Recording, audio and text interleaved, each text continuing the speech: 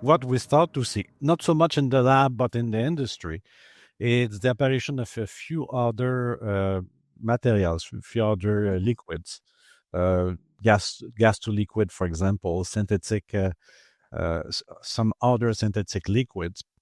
Um, and this is a continuation of what we have seen in the past. Nobody remember, but we used to have PCB, pure PCB, as an insulating liquids.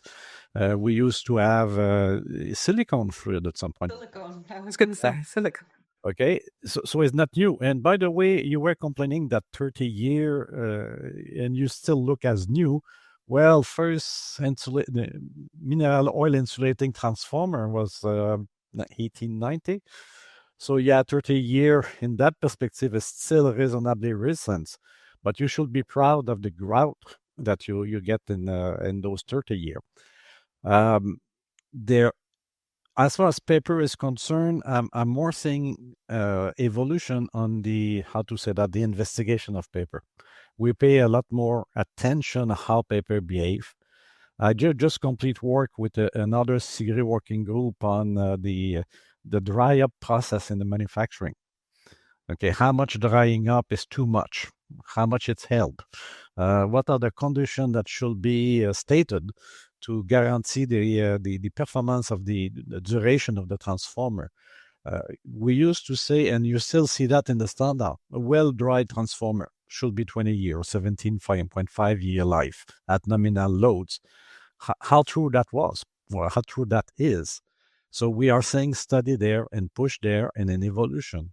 And I think that one of the things we will see in the future is more testing on the paper up front to establish a kind of a baseline for each transformer to say, okay, if we do test 10 years from now, well, at the beginning, we know it was that.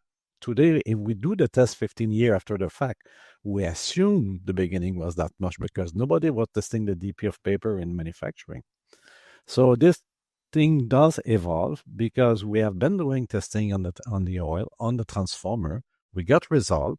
We interpreted the best way we could, but we have to make assumption.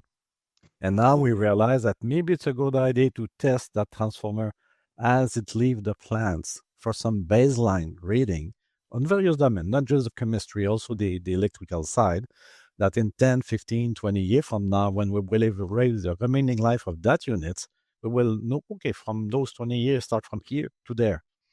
As opposed to say, we are there, and we assume it started from there. So that's an evolution, we say.